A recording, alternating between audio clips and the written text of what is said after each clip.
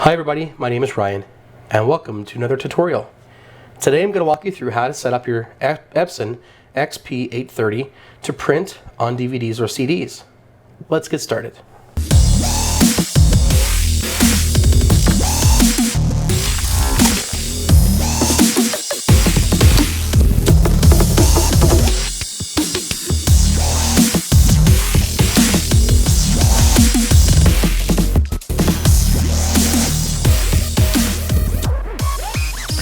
First of all, we're going to assume that you've already have the DVDs that you're purchased that you're going to be printing on.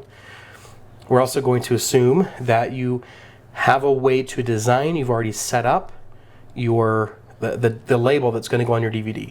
I have one here that I actually just did today that we're going to be duplicating, and I'm going to show you how to do it. So, first of all, if you are in the market for some DVDs that you can use to print on, I know some of you who already have this information probably don't need it, and you're going to get mad, but who cares? I use verbatim DVD-R inkjet printable, white hub printable DVDs, and I actually got these really cheap. I bought 100 of them for 15 bucks, and they are the Data Life Plus. If you buy them on Amazon, they're about $30 to $35 right now. For 100 of them, and that's pretty good. I used to use LightScribe, and I would print right to the DVD. For a while, I've actually used the stickers. You print on the stickers, and then you place them on the DVDs, but they definitely don't have as nice of a finish as these do when you print right to the DVD itself. It's absolutely beautiful when you can do it like this. So, we're going to assume you already have the DVDs. We're also going to assume that you've already authored, you've already designed the face of the DVD. So I bought this XP-830 purposely to print DVDs on, and let me just explain. I've installed the software. I am on a Mac, and maybe that's part of my problem, but when you go into print and you've selected what you're printing, where you're printing, you should be able to click next, and then according to the instructions, you're supposed to be able to click on, or you're supposed to have highlight your media and quality highlighted, and then drop down on your media type. And you're supposed to have an option here for DVD/CD printing. I've never had that option. I don't know if I've, for some reason, downloaded the wrong drivers, but I've tried downloading all the drivers I could find on the Epson's website, and there's nothing. So I'm wondering if maybe it's just not available for Mac yet. But this is beside the point. We don't need that to make this work. So first of all, we do need to print as a PDF. If you're on a Mac, you will be able to do this.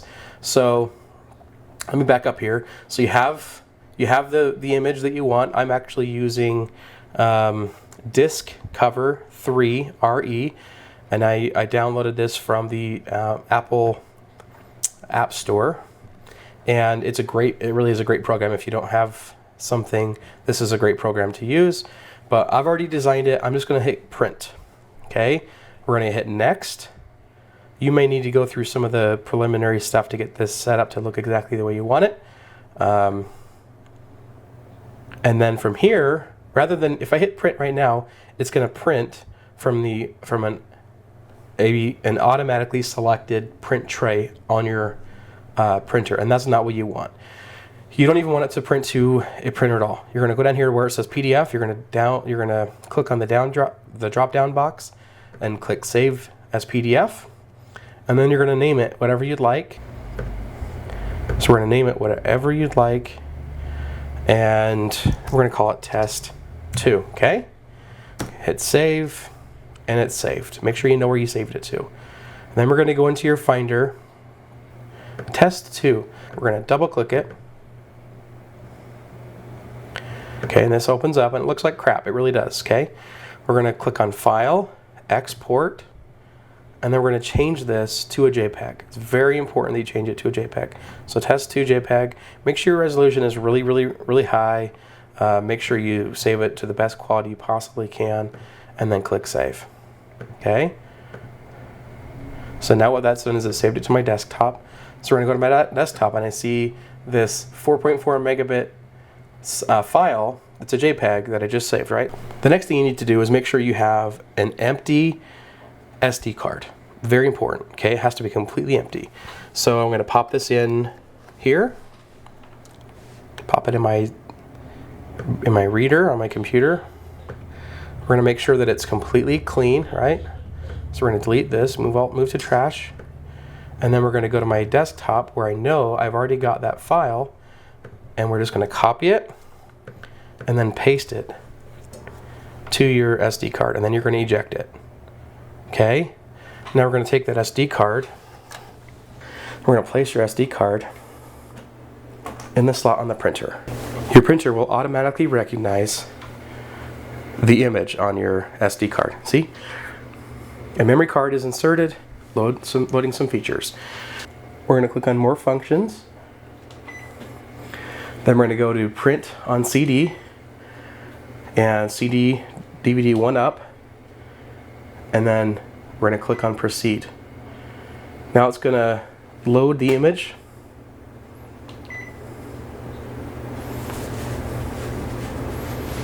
And then we need to, once it loads the image, we need to click the plus button because we're going to load the one image. We're going to click Edit, Crop and Zoom, and this is where you get to fine-tune where exactly your image is burning from. Okay. Click on Proceed, make sure that it looks good, click on Proceed, click on Proceed again, and now we're going to print on a CD. You can print on a piece of paper, but for me, I don't think there's really any way to know how good it's going to look until you actually print on a DVD. Next thing we got to do is make sure that your paper tray is removed. So let's lift this up, pull out your paper tray, the bottom paper tray, make sure it's completely removed, as that will get in the way. We're going to take the blank DVD and place it right on there, center. Make sure it's nice and snug. It's not going to go anywhere.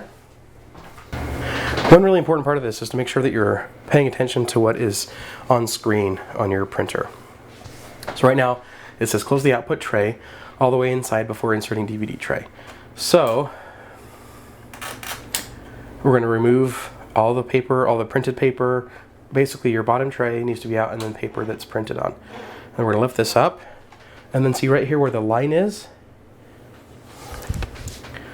There's an arrow right here that needs to go right in the center of that. And that line right here, when this is inserted, the line on this needs to match up with the line on that. So we're going to put it in, slide it in until the line matches up. And then we're going to click on Ready. It's preparing the printer. CD, DVD loaded, ready to print. Click OK. CD density is standard. And we're going to click on Start. So now it's going to pull the DVD in and print on it.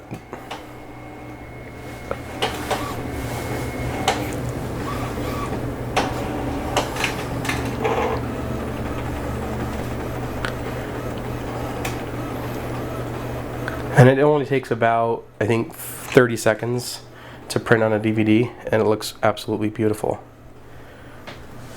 Just to show you comparison with the difference of what they look like, here on the left we have one that we've printed onto a sticker. Place the sticker on there. On the right hand side we have one that we printed directly to the DVD, and it looks a lot better. Anyway, thanks so much for watching. Have a great one.